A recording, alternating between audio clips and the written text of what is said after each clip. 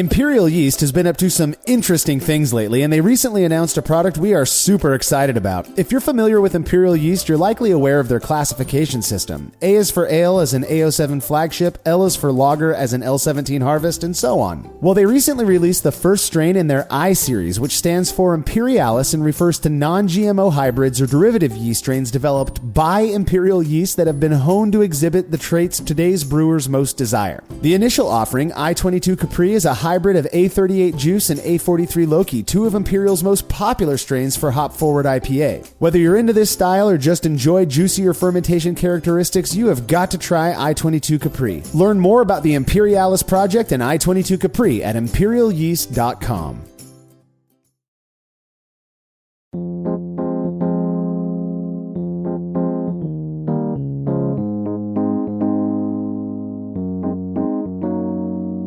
Said to have originated at the West Mall Monastery in the mid-19th century, Dubbel is a classic Trappist ale that, in addition to its unique Belgian fermentation character, is defined by its relatively high strength and darker color. Now, while the use of non-grain fermentables in beer isn't terribly unique, brewers of Belgian styles, including Dubbel, are known to rely on an invert sugar known as Candi syrup, which comes in a variety of colors that contribute different characteristics to beer. But what would happen if you used something other than candy sugar? This is the Brewlosophy Podcast. I'm your host, Marshall Schott, and today I'm joined by contributor Will Lovell to chat about using regular old brown sugar in place of candy syrup when making Belgian Dubbel. I have to say that Belgian Dubbel is one of my favorite beer styles out there. Maybe behind Dark Strong for sure, but it is one of those great, fantastic beers. And I am really excited to talk about what alternative sugars we might use to create a decent tasting Belgian Dubbel. Yeah, I like Belgian Dubbel quite a bit. I remember, when I first started brewing in the early 2000s, it was like so many brewers got into it to make Belgian style beers. And I think the argument was that we just have such poor access to it over here in the States that, hey, why don't I make my own? Now, obviously, it seems that, hoppy styles have kind of taken over as the most popular styles of beers brewed today. But either way, I've made plenty, and I've used various types of sugar when brewing over the years, not even just for Dubbel, but perhaps surprisingly, brown sugar has never been one of them. I've never used it for a beer, and there are reasons for that I'll get into later. However, I know quite a few brewers who have used brown sugar in a variety of different styles, including Belgian Dubbel, and I look forward to talking with you about your experience doing just that, Will, as well as the results of a fascinating experiment you performed on the topic. All right, if you're a fan of this show and you'd like to receive a reward for your support, please consider becoming a patron of Brewlosophy over at patreon.com/Brewlosophy, where you make a small pledge and receive rewards like access to unpublished contributor recipes, unique discounts at YakimaValleyHops.com, and an invite to a monthly live Q&A session with somebody in the brewing world. Coming up in June of 2024, one of the Brew Club's founding members who currently serves in a leadership role with the Brew Club, Haven Schultz, will be hanging out with patrons. Understandably, people tend to think myself and the rest of the Brewlosophy crew are what's fully behind the Brew Club, but the truth is, while some contributors do help out, like Will and Alex, they're really kind of their own thing, which is pretty badass, and Haven is a big part of the reason for the Brew Club's success.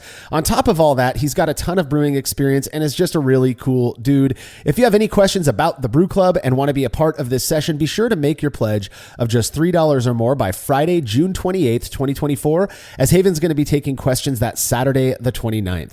All past sessions are stored on our private Facebook and Patreon pages, so you can go back and watch them whenever you like. Again, that's patreon.com/Brewlosophy.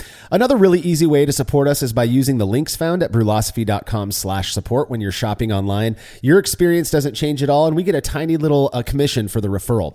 All right, feedback is brought to you by Clawhammer Supply, who offer brewers various options for high quality, reasonably priced electric brewing rigs in various voltages and sizes.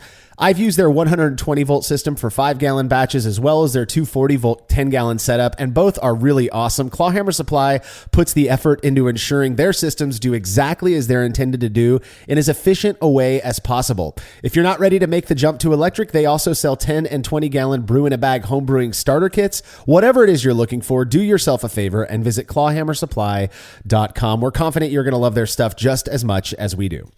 So, a couple weeks ago, we dropped an episode where my buddies and I reviewed a handful of Kentucky Commons brewed by members of the Brew Club. in that episode, I went over all of the parameters for the specific average brew, and, well, I made a pretty dumb mistake, as was pointed out by numerous people. I want to sincerely thank Haven Schultz from the Brew Club, David DeViers, and Trevor Mack, as well as all of the other people who pointed this out, that Laubrew Nova Lager yeast is not, in fact, a Kvike strain. What's even more lame is that this was apparently the second time I made this stupid mistake. Truth be told, not only do I very rarely use dry yeast, but I don't really use much yeast outside of what I can get from imperial yeast these days. So that's what I'm blaming for my ignorance, and I take full responsibility for being so uninformed. Honestly, I should have been tipped off that Nova Lager isn't Kvike when recording that episode, because none of those beers that we reviewed were, or the ones that were fermented with Nova Lager didn't have that weird flavor that I tend to associate with Kvike. Then again, I could also be completely imagining that weird flavor as well. I mean, I'll fall on my sword and say that I'm just as biased as everyone else, and it could just be that I'm holding on to that. Regardless, my bad. I do apologize if my error misled anyone and you went out and bought Nova Lager in the last couple weeks and fermented it at 100 degrees.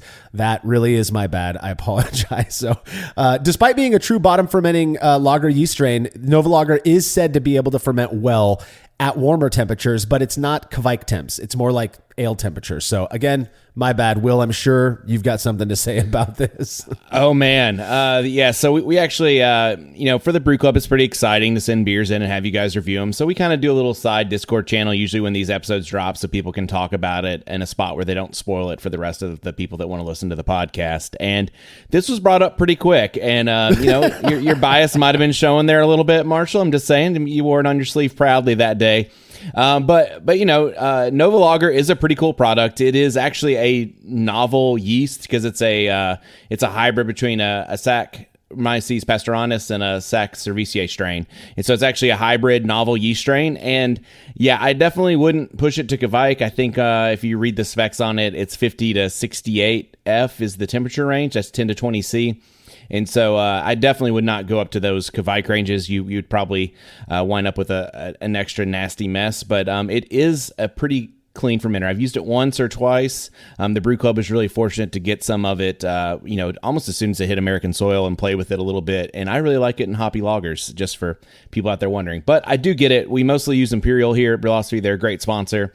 And so it's kind of hard to keep up with what everybody else is doing when we have a great sponsor that's doing so many fun things like with their Imperialis line. So I do get it, but I'm not going to defend you too much because I don't want to get thrown under the bus with you. Well, I'll tell you, when Haven reached out to me and was like, he messaged me on the side, was like, hey, just a heads up, man, you've said it twice now in two Average Brew episodes. Nova Lager is not Kvike. And in my head, I'm like, what the hell? I'm convinced it was. Well, what I was mixing it up with Lutra. Which I've also never used, but I've had quite a few beers actually fermented with Lutra, which is a Kvike strain that you ferment at 90 to 100 degrees Fahrenheit, and it purportedly produces lager-like characteristics. So that is my bad. Now, I understand, at least the way I listen to podcasts is if I like to start at the oldest episodes and then catch up, and that's just the way I do it. So for all of those people who are like me and listen to this show that way, if you emailed me, a couple weeks ago from the time you're listening to this to correct me on that, I just want to say I'm not ignoring you. It's just that I suspect I'm going to get a lot more emails until people get to this episode and realize that we're correcting ourselves. So anyways, again, I apologize. Nova Lager, fermented at ale temperatures, not Kvike temperatures, and you should be good to go. Being made to look like fools. Yeah, for sure. UK Jersey, yeah. So thanks for the feedback, everybody who shot us those emails. If you have show feedback or a correction for something that I've said, you can send it to feedback@brewlosophy.com or drop us a note on social media. All right, please, if you haven't already, go check out our kind of newish YouTube channel, The Brewlosophy Show. Martin has put so much time and effort into this project, and he's got some really cool stuff in store for the future that we're confident everyone listening to this podcast is going to love. You can find it by going to youtube.com/@TheBrewlosophyShow or simply searching YouTube for Brewlosophy. Make sure you subscribe so you're notified when new episodes drop. When we're back from this break, our focus will be on the use of brown sugar when making Belgian Dubbel.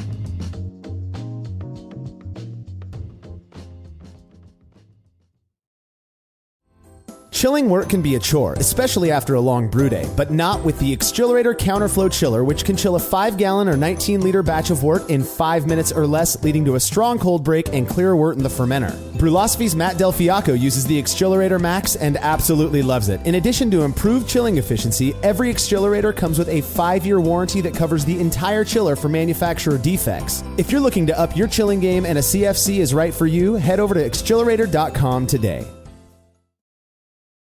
As every brewer knows, the best beer requires the best hops, which Yakima Valley Hops provides fresh from the source to brewers around the world, carrying everything from classics like Cascade to modern favorites like Galaxy and Mosaic, as well as other ingredients and gear. Yakima Valley Hops has it all. And don't forget to check out their new podcast, The Late Edition, where the YVH crew goes into depth on our favorite plant with industry experts. Head over to YakimaValleyHops.com now to see all they have to offer and subscribe to The Late Edition wherever it is you listen to podcasts.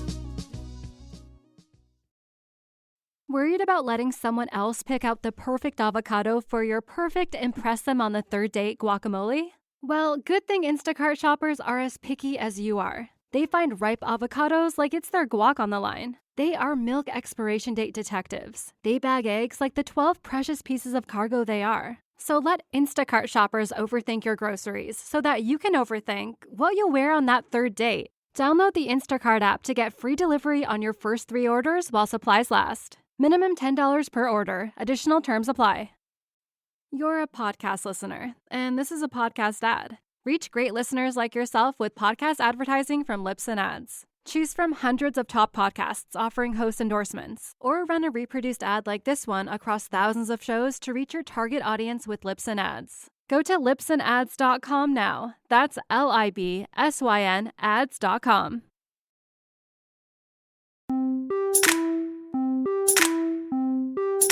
I think it's safe to say that views on the use of non-malt based sugar in beer have, well, they've softened a bit over the years, I guess is how I'll put it. Go back a couple decades though, and many homebrewers held this insanely strong opinion against the use of sugars like that. In fact, I've known multiple people who got into craft beer and homebrewing in part because of their negative views of big beer's use of things like corn sugar or even sucrose in their products. What's interesting is that Belgian brewers have pretty much always used some form or a form of sugar to make the delicious classic styles they're known for. Yeah, it really is, and I am kind of a purist myself. I used to turn my nose up at people using table sugar instead of, maybe a nice invert sugar like a candy syrup. So it put me in the camp for a long time of the purists. Don't you put corn syrup or anything in my beer. But needless to say, I have kind of changed around here a little bit. So brief history of Belgian beer. I guess evidence indicates beer was being brewed in Belgium as far back as the 3rd century AD. Way back when it was Groot made with herbs, spices until the 14th century, and that's when hops became a standard ingredient in most beers throughout Europe. And now many Belgian towns had their own breweries where they made such styles as wit beer and various notable sour styles like Flemish Red and Ode Brune. The thing about beer that I love is the regionality of it. Every region is kind of known for, a specific style that kind of developed, right, when from that region. And whatever it was about Belgium at the time beer was being developed in these different styles, the yeast is very characteristic. When we think of Belgian ale, even wit beer, the non-Trappist Belgian ales, we tend to kind of associate it with a very particular fermentation character. But lest we forget, the sour beer movement really was huge in the Flanders region of Belgium as well, which I believe is kind of like you know this better than I do, Will, but on the border of France and Belgium is that Flemish region. And yeah, so all of these different areas in Belgium had their own beers. And this was before, the monastic or the Trappist monks were ever brewing their own beer, or what they were doing from what I've read is they were brewing beer just to serve to visitors to the monasteries. It's not like what it is today. In fact, historically speaking, the Trappist ales that we are, so used to today and that we love are a relatively new development by my reading. Right. So, monasteries have been brewing beer for a long time. Like La Trappe is a Trappist monastery in the Netherlands, and they've been brewing since the 1600s. So it's not like brewing in monasteries is new, but the actual Trappist mark on the beer, that's something that was invented more of a marketing thing. I think it was like 1997. So that's kind of a fun little thing. But yeah, you're right. So West Flanders is it's over there kind of on the border of Belgium and France, and it's actually the largest hop producing region in Belgium, and it's where the some people will say West Vlaanderen because that's how it's spelled, but it's the V is an F in Flemish, I think. So it's West Vlaanderen. 12 is brewed over there at the Abbey de St. Sixtus. And so it's a pretty cool region to check out if you're ever over there. But yeah, so they, West Vlaanderen, obviously really popular, really hard to get, was rated like one of the most best beers in the world for a long time, but they do have that Trappist mark on there, which does come with some strings attached, right? Because you have to have a monk on the grounds overseeing your brewery operation. The brewery has to be within the abbey itself.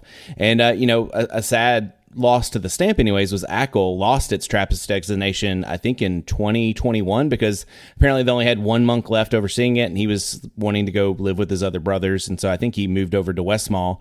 And so while the beer is still produced in the same way, it's just not under the supervision of the monks itself. And so they lost their stamp.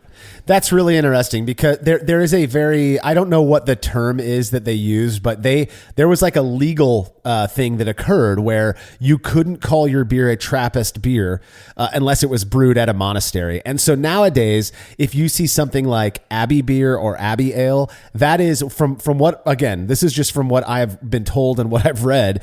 If you see that, it's basically a Trappist style beer that's made by non-monks, made outside of a monastery. So one and the same in my book, I would guess. Will, I mean, is it thought about differently if you're over in that area? So I'll just say this. There's something cool about going to a Trappist monastery. In fact, I had the pleasure of going to Akel while it still had its stamp, and it's like really cool to like walk up the street and look at the monastery and go to this place that has beer on tap that is Trappist designation. A lot of times, like for West Vlaanderen, there's a cafe across the street from the Abbey, and so you go over there to get your Westy 12 before you go pick it up in the car line. So there is like a cool thing about it, but there's a lot of really good Trappist style beers, Trappist style ales, like doubles, triples, quadruples, or Belgian dark strongs, however you want to call that, that are made by non-Trappist breweries. And so I don't know that they're viewed as lesser beers, because some of them are actually better than some of the Trappist brewed beers, but it is a very cool thing. And I think the only Trappist monastery we didn't make it to while we were over there, we didn't make it to La Trappe, which was kind of a tragic oversight on our part. We just couldn't quite make the trip into the Netherlands to go over to La Trappe. But we hit the other ones that were all in Belgium, so that was pretty cool. Oh, I'm jealous of you. That is definitely high on my travel list to do. Thankfully for us who enjoy these styles of beers, Trappist ales or Abbey beers, whatever they might be referred to, are widely available nowadays. I say that they once were far more widely available, 10 years ago than they are today, it seems, unfortunately. But, and these include styles, you already mentioned a few of them, like Enkel, or what is also called Potter's beer, or a single, then double, triple, quadruple, Belgian dark strong, stuff like that. And what I always found interesting about the monikers given to these beers is that single and triple are known to be pale, and then double and quadruple or quad are known to be dark. I would love to have known the thinking behind that, but I'm glad that they ended up the way they did, because I love all four of those styles. Now, the one thing all of these beers have in common, I would say more so double, triple, and quad than Enkel, but I've definitely made Potter's beer with candy syrup. They all tend to use sugar, and in Belgium, the form that sugar tends to come in is this invert syrup called candy syrup. Right. So if you read Brew Like a Monk by Stan Hieronymus, like he kind of leads you to believe that most of these beers have sugar, and really like a lot of the flavor and character from the beer mostly comes from the yeast and the sugar. So like a double and and just so people know, quadruple and dark strong are kind of interchangeable. Quad is just easier to say than Belgian dark strong. So, and BDS sounds like a stomach problem. So we're just going to go with quad. Because I think that's easier to say. So don't send me hate mail. I know they're the same thing. But a double and a quad, they get a lot of the color and flavor from the sugar itself. And so according to Stan, a lot of the recipes we use in America may be a little bit overcomplicated, because really you just need some Pilsner malt, some really good sugar, candy syrup, if you will, and then just let the yeast do its thing. Hell yeah. I mean, the what you want from, to me at least, a good Trappist style beer is that yeast character with the expected malt, that malt richness. Particularly, we're going to focus a little bit more on double in this episode, of course. So for that style, for me, what I'm hoping for is a little bit of that dark, dried fruit character with maybe a little bit of caramel or toffee flavor with that, to me, it's like that is the bread. That's your pumpernickel, if you will. And then you're spreading that beautiful, Belgian fermentation character on the top. The hops don't really play much of a star role. They just provide that balancing bitterness, but it's such a delicious style. Now back to Belgian candy syrup. This stuff is really interesting. It's produced through an inversion process, which just means that I think it's boiled with acid or something like that, which ultimately leads to the breaking down of the bond between the glucose and the fructose. Now, this is if we're starting with sucrose, which is a disaccharide made of a glucose and a fructose molecule. So this inversion process breaks those two apart, and then it results in a thicker, kind of sweet liquid that you can then pour into whatever it is, and it's highly fermentable, very similar to regular sugar.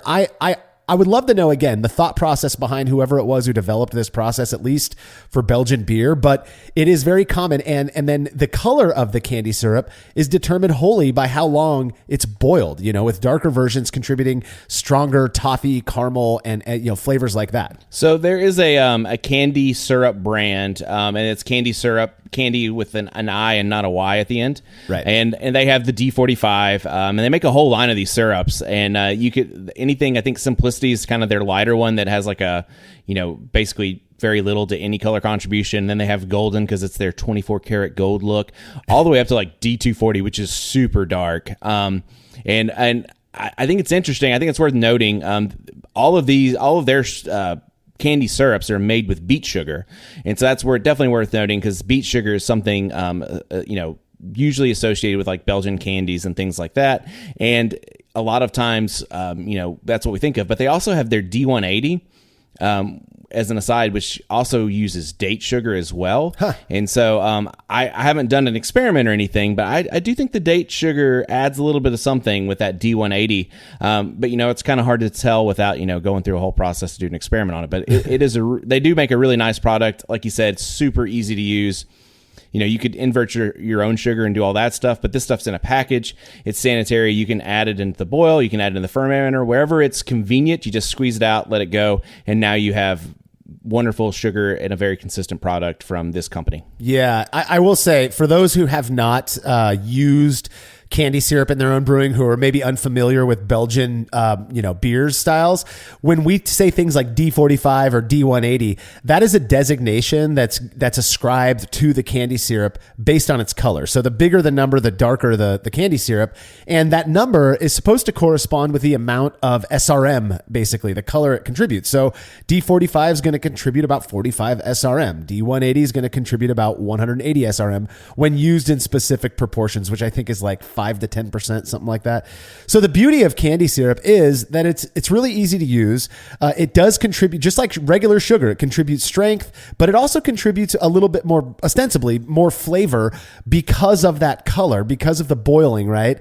With minimal impact on other beer characteristics like mouthfeel, which is a big one, or that body of that beer. So it's a really unique product, a sugar product that does, unlike other, like I said, unlike other sugars, have an impact on flavor, which I think is pretty cool. I guess the only real downside is that it is more expensive than table sugar. Yeah, it's I want to say it's about $8 for a pound. It's weird to say it's a pound because it's actually a liquid syrup format, but it's about $8 for a pound liquid bag, and it's if you go to morebeer.com. So it is a little bit cost prohibitive, but again, there is an ease of use, and if you're really diehard like I have been in the past, you have to buy this stuff, at least in your mind, because this is the right way to brew it, because again, the sugar is where a lot of this character and flavor comes from, and it's part of what helps that yeast do its magic, and you get to experience that through the thinning of the body of the beer through the sugar fermenting out. So it really is kind of a great product, even though it is a little bit more expensive. So yeah, absolutely. I've used, I would say that, let's see, with the exception of I made a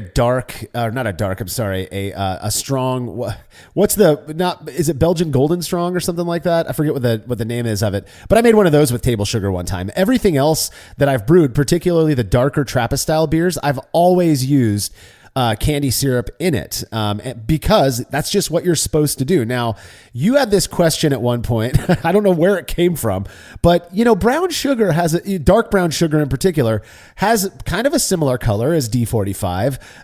It's still sugar. It's not invert, of course. But does it? I wonder what impact that has. Now, the interesting thing about brown sugar is it cannot be made from beet sugar. It cannot, or sugar beets. It has to be made from sugar cane because that brown color is molasses. When sugar cane is initially processed, it is brown, and then the molasses is removed, and that's how we get refined white sugar, white table sugar. So brown sugar, whether you're going light or dark, that's just the amount of molasses that was removed. The more molasses that's removed, the lighter the color of that sugar is going to be. So it has to be, and I think this is interesting, it has to be from sugar cane. So that leads me to the question of, does beet sugar and sugar cane, or sugarcane sugar, do those produce different characteristics? I had I'm not sure I'm going to call it the rare fortune, perhaps misfortune is the better word, of spending a couple of years in Nampa, Idaho. So for all of my Idaho listeners out there, cheers, guys. And they have a sugar beet factory in that town. And I'm telling you, the smell of that thing when it's running is god awful. It smells like burnt peanuts. But we got a lot of, beet sugar. And so I got really familiar with that. I've done comparisons with sugarcane. And as far as table sugar goes, I can't really tell a difference. Does sucrose, when used in beer, does sucrose, differ from, beet sugar differ from sugarcane? I don't know. The question here, though, is brown sugar, which I think is interesting. So it's kind of interesting. So brown sugar actually has a couple of different formats. So there's like naturally formed brown sugar, like turbinado, that's like, again, so much molasses has been removed, but it's still kind of a natural brown sugar.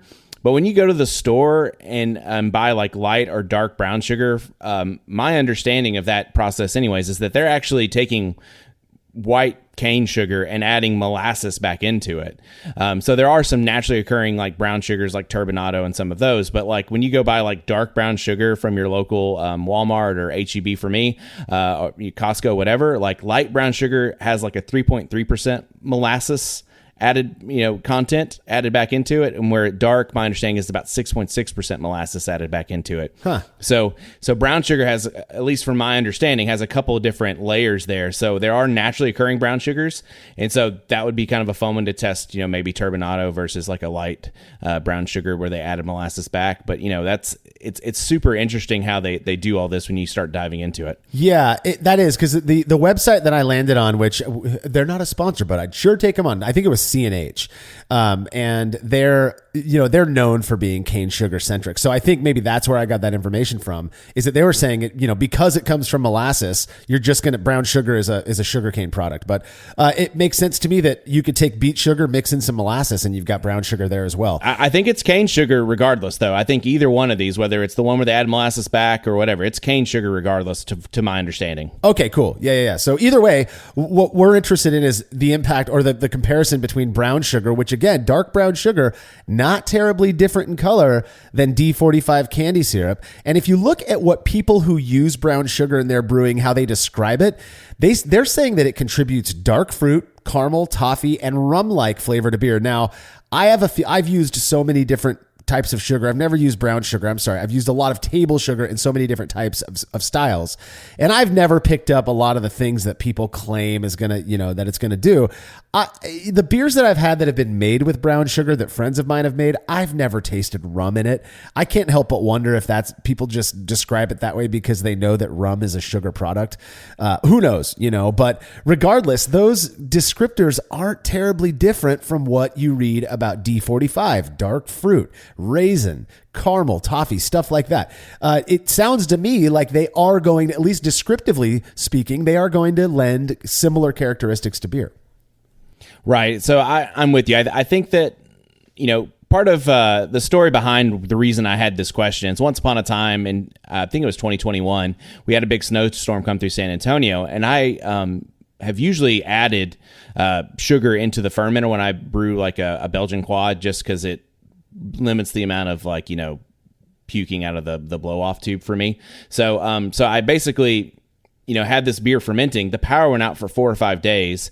I had no idea what temperature was in my firm chamber for that time. Like, I was just of the opinion that fermentation pretty much all but stopped because it'd only been in there for 24 or so hours before it got really cold in that garage where it was sitting in the firm chamber. And so, I didn't want to like waste my $8 for a pouch, Candi syrup. And so I was like, I've read about people using brown sugar. I've never done it. It doesn't sound like a good idea to me. But at that point in time, I didn't want to waste really nice product on something that I didn't know if it was going to work out. And so that's actually my first introduction to using this product in a Belgian. So, pretty fun story, pretty comparable, a pretty good flavor from it. Maybe not the same, but, different and tasty. Yeah. Well, here's the thing. I remember 10, 15 years ago, when somebody would talk about using sugar in a beer, I mean, it got pooed on pretty heavily, we'll say.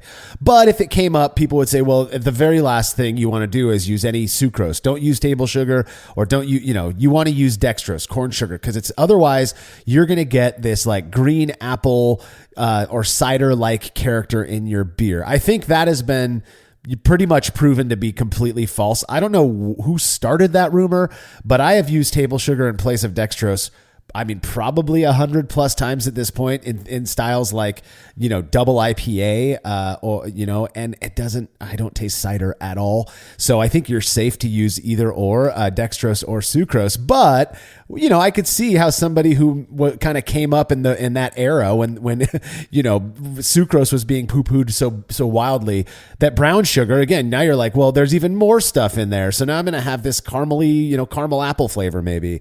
And adding molasses to beer is kind of a taboo thing for certain styles as well. So that's a really fun one to tackle on. So not just the cane sugar, but also molasses are two fun things to tackle in a lot of homebrewing circles. Yeah, I'd be really interested actually to first determine like what the D number would be for molasses, and then compare that to something like a D180 or whatever. That'd be fascinating as well. But brown sugar, no less. It again, not too far off. Similar specs as Candi syrup in terms of the contribution to your specific gravity, the fermentability. It's highly fermentable, almost 100%, in the same way that D or that Candi syrup is. Now, the argument when it comes to things like brown sugar and Candi syrups is that the flavor of that darker material, so whether it's molasses or the cooked part of the sugar, that's going to remain, that it's going to contribute this flavor as well as color. So we got to keep that in mind, because when we talk about using sugar in other styles, most of the time what we're looking for is a boost in ABV without any flavor, aroma, mouthfeel contribution otherwise. So now let's focus just a little bit on double, just so we kind of have a baseline of what we're looking for here. The BJCP describes this style as a deep reddish copper, moderately strong, malty, complex Belgian ale with rich malty flavors, dark or dried fruit esters, and light alcohol blended together in a malty presentation that still finishes fairly dry. Now, if you look at a bunch of double recipes, you're going to see that it's typically made with anywhere between 5 to 10% of a medium to dark Belgian Candi syrup. I averaged out, I went and looked at like 6 random recipes I found online, and the average percentage for use of Candi syrup in a 5-gallon batch is about 8%. So, you're not using that much, which that's fascinating to me, that there's this expectation that you're going to get this flavor contribution from, 5 to 10% Candi syrup. Well, and I wonder too, just kind of anecdotally, how much of that is just like the sugar interplaying with the yeast, because that's kind of like jet fuel for those yeast to come in there and start chewing on. So yeah. I kind of wonder how much of that interplay with the yeast character that you're getting is coming from eating like this kind of sugar going on at it. And again, a double is kind of for lack of a better comparison, it's kind of a less strong quad, right? So it's funny story. Like, I think most of us Belgians, we prefer quad to double typically, but to be honest with you, a double's nice because you can have 2 or 3 of them versus a quad 1 or 2. So, so it's kind of a lesser strength quad. So it would make sense that you would use less sugar than you might in like a quad. Yeah, no doubt. And you're going to use less of almost everything, I think, in a double than you would a quad. But, well, like I said earlier, I've never personally brewed with brown sugar, though I've had many beers made with it by friends of mine. I've actually had one at a local brewery that made a really neat brown sugar, kind of a sweeter beer. And in all of those, I struggled to pick up a specific flavor impact, even knowing that it was used in the brewing process. Now, I've definitely used Belgian candy syrup many times, and I've done so in the batches of double that I brewed. Every batch of double I've ever made has used Belgian candy syrup, which I feel like that did contribute a noticeable flavor compared to the brown sugar beers I've had. Was I fooling myself? Will, you recently performed an experiment comparing brown sugar to candy syrup in a Belgian double. Results from that when we are back from this break.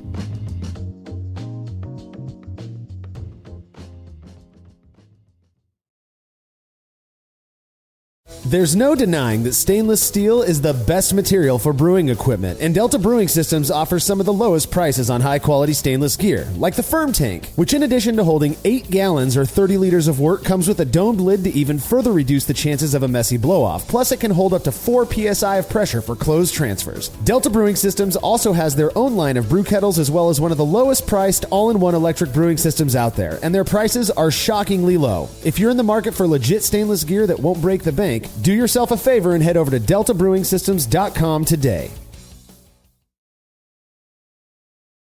After a long brew day, the last thing I want to do is waste more time chilling wort. I've tried so many different options, and ultimately I settled on the super efficient immersion chillers made by Jaded Brewing. With the King Cobra and Hydra, I'm able to chill my entire batch of wort from boiling to just a few degrees above groundwater temperature in as little as 6 minutes. If an immersion chiller is right for your brewery, then do yourself a favor and check out all of the rad options Jaded Brewing has to offer at jadedbrewing.com, and be sure to let them know Brewlosophy sent you. Worried about letting someone else pick out the perfect avocado for your perfect impress them on the third date guacamole? Well, good thing Instacart shoppers are as picky as you are. They find ripe avocados like it's their guac on the line. They are milk expiration date detectives. They bag eggs like the 12 precious pieces of cargo they are. So let Instacart shoppers overthink your groceries so that you can overthink what you'll wear on that third date. Download the Instacart app to get free delivery on your first 3 orders while supplies last. Minimum $10 per order. Additional terms apply. Save big money on your kitchen project at Menards. We carry everything you need to turn your kitchen dreams into reality. Renovate your space with new cabinets from Cardell. They're ready to install and come in a variety of styles. Visit our kitchen showrooms in-store or go to menards.com for free design estimates today. And don't forget to check out our weekly flyer for all of our hot deals going on now. Save big money at Menards.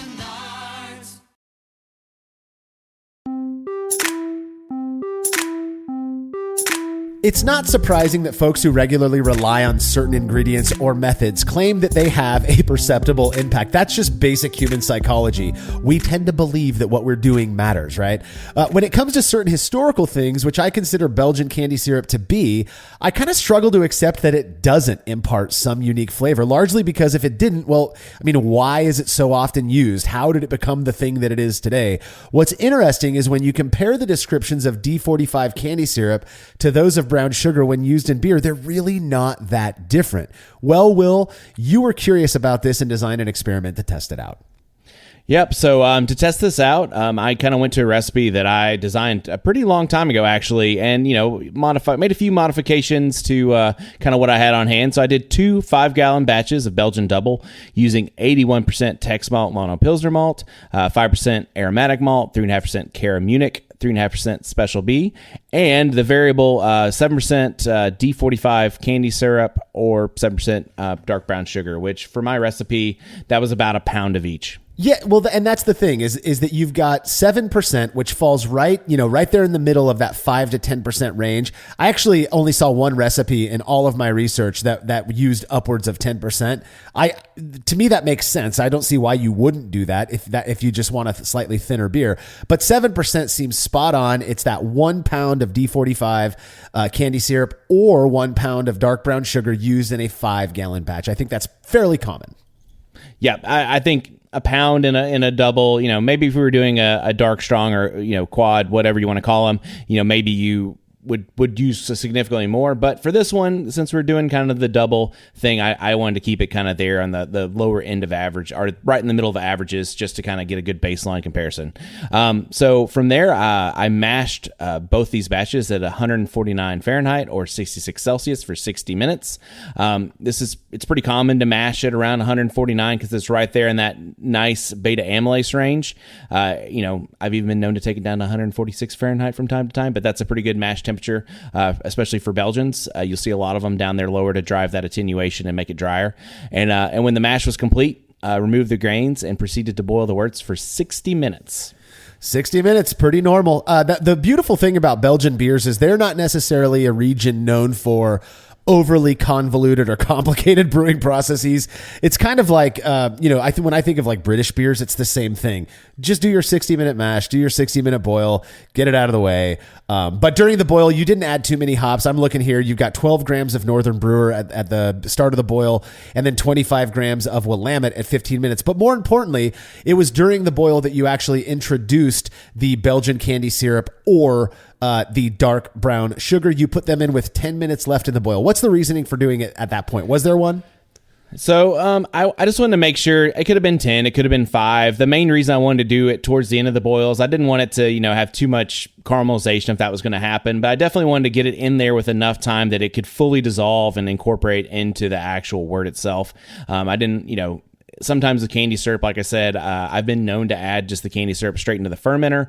But again, just to make things simple, since one was kind of a dry sugar product versus a syrup, I wanted to make sure they were both equally incorporated into the wort. So 10 minutes left in the boil seemed like a pretty good spot for that. Yeah, for sure. That's when I do it as well. 10 minutes left is when I add any sugar additions to the boil. Now, one thing, just a little tip for those, if you've never brewed with sugar, and you're brewing on a propane type of rig, or you've got direct heat, coming in from the bottom of your kettle, turn that heat off before you add your sugar and stir it in. I've had numerous times when I was brewing on propane where I'd add the sugar in and I'd kind of forget to stir it really well, and you get that really hard caramelized sugar at the bottom of the kettle. If you're using an electric system, which you were, I believe, using your Delta Brewing Systems all-in-ones, then you don't have to worry too much about it. It tends not to latch on to the elements or anything like that. So. Yeah, and I don't tend to run my Whirlpool arm during boils, but sometimes when you're adding sugar and stuff like that, it's kind of fun just to crank it on for a few minutes just to kind of make sure it gets really incorporated. But that's kind of an aside. So, but after the boil, I chilled both worts down and then transferred them over into my sanitized kegmenters. I wound up with an OG for the dark brown sugar. It was about 1061 original gravity. And for the D-45, it was about 1058. So, I'm looking at that going, a 3 specific gravity point difference isn't that big of a deal. I mean, we've had past experiments where the, original gravities and the finishing gravities were way more different than that, and people still couldn't tell them apart. But it is kind of a curious observation. It made me wonder, does the inversion process, is that responsible for the slightly less, fermentability or contribution to the strength? I don't think that would be it. Chances are it's just more the differences between the sugars used. Maybe it's that dark brown sugar not only has sugar, but it also has molasses, which is sweet. And so it boosted that up, the gravity contribution a little bit. I really don't know. I do think it's an interesting observation, though. I did kind of expect it. When I plugged all this into BrewFather, there was about a 2 to 3 point disparity between them in the calculation. So this was not like a big surprise to me. Part of me wonders, because the candy syrup is water plus beet sugar. So I wonder if whatever they're using to dissolve it, if that like takes away a little bit of the gravity as well. So just the dry product, you had like a full pound of sugar, whereas the pound of your syrup pouch, there's a little bit of water in there. So maybe that just hint of dilution kind of gets it down. I'm not sure, but this wasn't a totally big surprise. So after all this, I pitched a single pouch of Imperial Yeast B48 Triple Double, which I believe is the Westmalle strain. And that is, to me, my go-to strain for all things Trappist. So definitely a great one. And then I fermented them in my temperature chamber and controlled them to about 72F for a week before taking hydrometer measurements that showed a slight difference in FG. Not terribly much. Yeah. Yeah, a very small difference. 72F, that's 22 degrees Celsius for those who prefer that measurement. Yeah, the difference in FG was less, the delta was smaller than it was in the OG. So you had the dark brown sugar at 1007. The D-45 Candi syrup batch was at 1006. So you're looking at ABV, the one made with brown sugar was at 7.1%. The one made with the Candi syrup was at 6.8%. That's nothing that I'm concerned about in terms of people being able to taste. I know there are people listening going, I could taste that. I would bet thousands of dollars you couldn't. So I'm not too worried about that. But that is a function of the fact that the dark brown sugar did contribute more specific gravity points than the D-45. Yep, and honestly, again, not a terrible surprise. There was a little bit of delta on the OG. It's kind of cool that they have so much a small delta on the FG though. That's a really cool kind of thing. It just shows kind of how much that yeast can work through there and get through all that sugar. So that's pretty awesome. But what was the quick question just to kind of butt in here real quick? You fermented this one at 72 degrees, Fahrenheit, 22°C for a few weeks or whatever, a week at least it says. Was your reasoning for that? People who are into making Belgian beers, it's commonly talked about that you can ferment them or you should ferment them a little bit warmer. What's your reason for doing that? So my typical fermentation process would have been to start it out a little cooler, probably at about 65, and then just kind of ramp it up throughout time. And this is for a couple of reasons. One is you can get a really messy play date if you start off too warm and let it go. But because I am doing this for an experiment and I don't want to try to introduce too many variables by ramping up temperatures and whatever. I just decided that, I'm going to stay at it kind of warm. Again, trying to coax as much flavor out of that yeast as possible. And to me, that Westmalle strain does kick off some really nice flavors, kind of the warmer you ferment it. So I would have probably started off, if I was going to do this just for me, I would have probably started off cooler and ramped up over time, but just for the simplicity of an article, I decided that let's keep it at the same and leave it around 72, and I was 90% certain I was going to get a really good product out of it. So. Yeah, no, I like it. The classic, I guess, understanding of fermentation temperature is that warmer temps are going to encourage the production of fruity esters, whereas cooler temps, are either going to suppress that, or if you go a little too cool, you can actually stress the yeast out to the point where they're going to start kicking off 4VG, 4-vinyl glycol, which is that more clovey characteristic.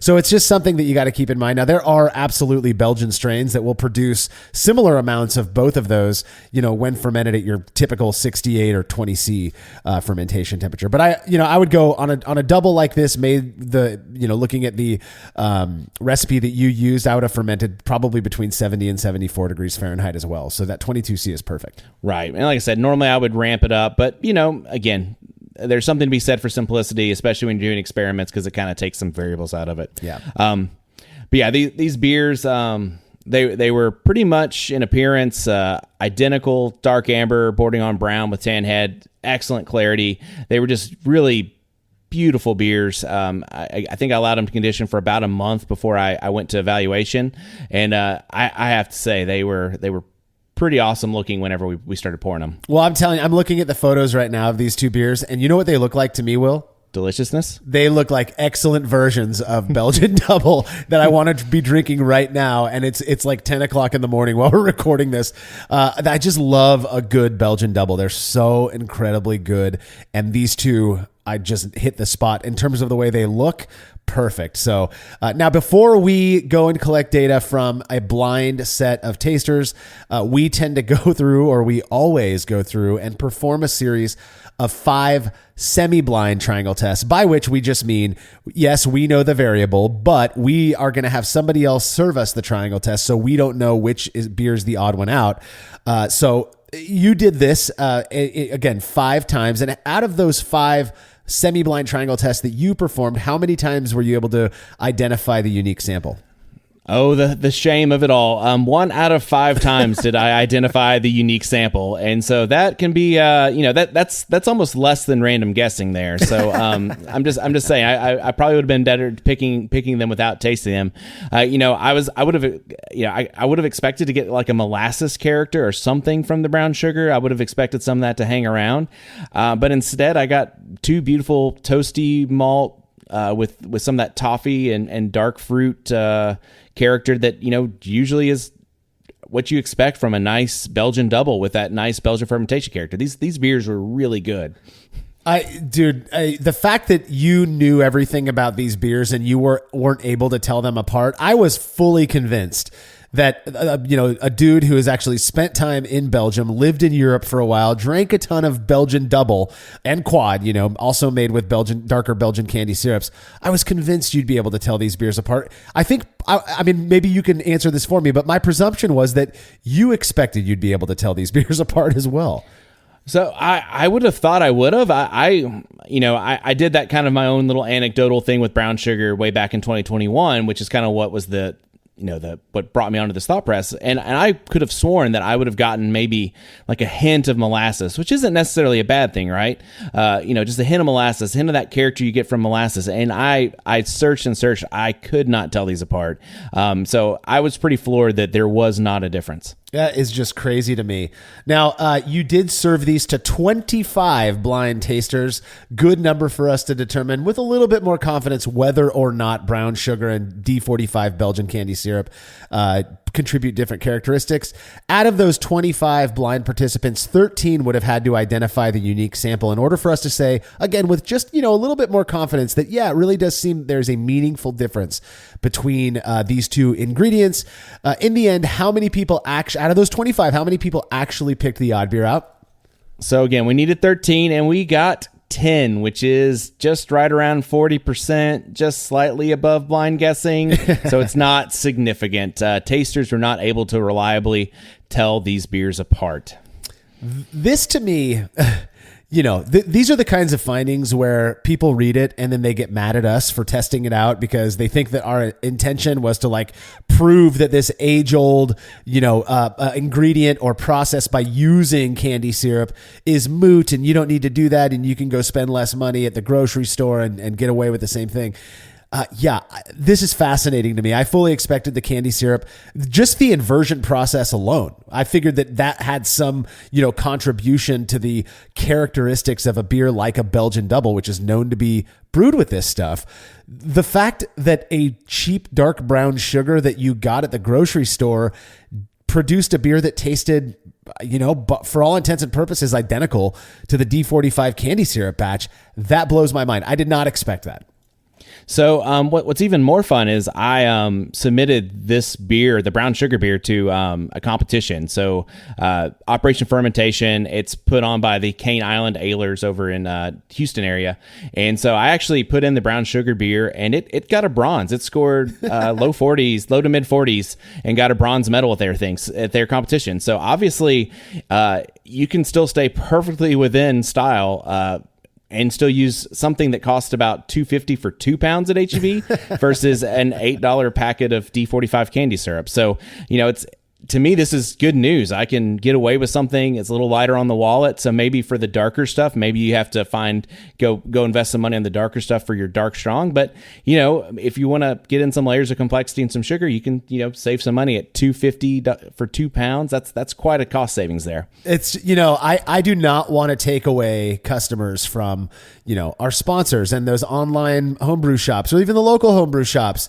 So here's how I'll say it. If ever you're in a pinch and you can't make it to the homebrew shop to get D-45 candy syrup in time when you're making your Belgian Dubbel, because these results only apply to Belgian Dubbel with D-45 candy syrup, then you know what? You can probably get away with going to the grocery store, grabbing a pound of very cheap dark brown sugar and adding that in its place. And you'll get based on these results, you're probably going to get a couple extra points of OG as well. So I think it's fascinating. Now, my question for you, Will, is when making Belgian Dubbel in the future, are you going to use D-45 candy syrup or are you now a dark brown sugar convert? So I'm all about layering flavors, and so I think I would have no problem using dark brown sugar in place of D-45. But I would kind of like to throw it in there with maybe some of the darker ones like the D-180 that uses both the beet and the date sugar, just to kind of get some layers of flavor in there with some complexity. In fact, I just recently opened up a Belgian dark strong that I brewed several months ago that I did something similar. I used brown sugar on the low end and put in some D180 and some darker sugars on the other side of it too. So I'm I have no problem with it. Sugar's sugar, and if it's again from an economic standpoint, it seems like a no-brainer to me. But again, I'm not taking anything away from the candy syrup people or homebrew shops. It's a great product, but again, hard to argue with some of these results. Yeah, it's just fascinating to me. Now, what I would love to see based on these results now, right, is something like a beer that's made with 10% either light brown sugar or dark brown sugar. I mean, do those contribute different characteristics used in the ratios that are typical, for a brewer in a 5-gallon batch, something like 7 to 10%, but do it in something like a blonde ale, because I really want those flavors to shine. I want to see that difference. And then there's just so many other interesting things we could do. Like you said, turbinado versus light brown sugar, all these different sugar comparisons. The truth of the matter is with the rise in things like, fermented water or hard seltzer, people are getting more and more comfortable fermenting simple sugars. And I think this could be a fun line of that sugared beers and the different flavor impacts it seems to have. I mean, what would happen also if you made a hard seltzer with a brown sugar? Maybe that's the next big thing. Who knows? But I do think these results are fascinating and have some really curious implications. And I'll be curious to hear from our listeners what they make of results like this and how it might influence, their brewing of a Belgian Dubbel or Belgian beers in general. Now, we did get some reader comments. The first one comes from Daniel, who said, "Did you taste the beers side by side before, or was this your first taste of them? I'm asking because I think you could potentially train yourself to detect some minor differences, which you would not pick up uninitiated." Oh, trust me, I tasted them plenty side by side. I'm drinking these beers. Again, as I said, these beers were delicious. So my wife and I were hitting these beers before I had all my data collected, I promise. But kind of what happens, at least with my experience, is that I will get something in my head where my bias comes into play and says, sure, I'm tasting molasses in this. Because I think that's what happened here. In my head, I tasted molasses in one and not in the other. And it turns out that because you have bias, it's a double-edged sword. So I sometimes think I would do better if I didn't try the beers ahead of time, and maybe I didn't have all that bias walking into it. But but when you're sitting there in your blind triangle test and you're looking for that one characteristic that you thought you had trained yourself to identify, and you can't identify it anymore, it's a very humbling experience. That's a good word to use. The only time that I've found not anybody, but most people can relate with what we're talking about that humbling experience is when they actually try these things out for themselves. Now, understandably, Daniel is kind of deferring to the very common argument that, well, if you're sighted and you're trained on what the difference is, then you can hone in more specifically on what the differences are, so that all of the other noise, if you're blind, you're looking for any differences, right? Well, what Daniel's saying is that, well, if you know that it's the differences in these sugars and you're well aware of that, and then you go into your evaluations, then you're probably more apt to picking the odd beer out. What we found, Daniel, over and over is that that's just not the case. And I feel like this topic has come up a few times in the last couple of months. The sightedness, I presumed, might help as well. And our data just does not support that. Now, we've got some ideas that we're kind of, rolling around in our heads, spitballing right now about introducing a sighted experiment series.